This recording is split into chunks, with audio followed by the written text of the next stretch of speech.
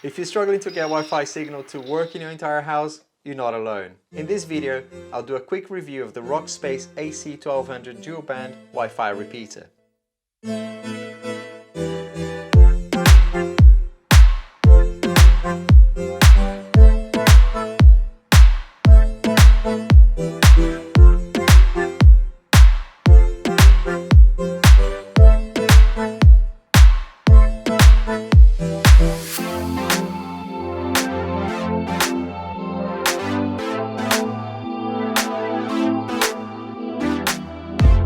I have exactly the same problem, and despite having spent quite a bit of money on the decent Netgear Nighthawk router, which you can see just there are spots in the house that I still struggle to get decent signal, and sometimes I even turn off my Wi-Fi on my smartphone and use my 4G instead. Now that's not a great solution given the pricey data plans out there. Unfortunately, I can't really move the router somewhere else in the house, more centrally in the house, which would be ideal, so I decided to explore my options and I came across this Rockspace device. The Rockspace extender does what it says in the tin, well, in the box. The setup is extremely straightforward, especially if your main router supports WPS. On the device itself, you can see here, let me see if I can zoom it in.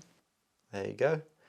As you can see here, there's a WPS button. What that means is you can, on your router, press WPS on the router until it gets activated, plug this in, wait until it boots up, press WPS on it, and off you go. So what you do is you plug your extender in the same room or near your main router for the initial setup, then get WPS going on your router. Ensure the extender has a steady blue light on after you've plugged it in, just to make sure it's finished booting up, and then press the WPS button on the extender itself. A few seconds later, and that's it, you're ready to go. Test the connection first by using your smartphone or a laptop in the same room just before you move the extender, just to make sure that everything is working. On your device, on your laptop or a smartphone or a tablet, have a look on your Wi-Fi list, and what you should see is the same name of your current Wi-Fi network with an underscore ext or underscore 5G ext after the network name.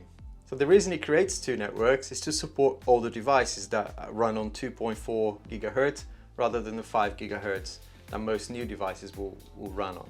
So now that you've confirmed that everything is working, you can now move the extender somewhere in between your router, in your main router, and the dead spot, so somewhere in between. Now, very important here, guys. If you're trying to extend your Wi-Fi to the garden or outside in the garage, this device may not help you. Of course, it depends on your property, the interferences. So I'm giving you here an example that worked for me in my case, but may not work for you. So up to 7 meters distance between my main router and this extender, it works really great inside the house. All the dead spots that I had before, I was able to connect. Now, when I connected it beyond 7 meters, so if say 10 meters, for example, between my router and the extender, it started to show intermittent red lights on the little signal light here. And the smartphone connection started to drop occasionally as well. So there's definitely a sweet spot for this usage. I run a few speed tests as well, just beforehand and after, just to see what the difference was. And as you can see here, I get on average just under 50 megabytes per second download and 17 megs upload. So not the greatest, but it's pretty okay. In this particular dead spot where I usually get a single Wi-Fi bar on my iPhone and constant drop, the performance without the extender is ridiculous, and I may as well use my 4G when I'm at that spot. I get like 1 meg download and there's not even point using it because it's so slow. The problem is, to get my TV or PlayStation to connect well, I can't really rely on my phone 4G, so the extender has worked fantastically for me. And here's the performance in that same dead spot when connecting to the extender. As you can see here, it's not as good as being directly connected and close to my router, but it's hugely better than the 1 meg that I was getting before. So out of curiosity, I thought, how does the AC1200 from Rockspace compare with the AC1200 from TP-Link, which is the other thing that I've tried before? The reality is no difference whatsoever. I do like the TP-Link as it has, you know, this white color, although it's a bit bigger. It's a bit more discreet and it works well as a night light in the corridor as well. It's got a nice blue ring light that works well at night. What I found that works best for me to extend my Wi-Fi network outside of the house, into the garden and in outdoor areas, is a Wi-Fi access point, but that is a review for another day. As always, guys, thanks for watching and appreciate every single one of you.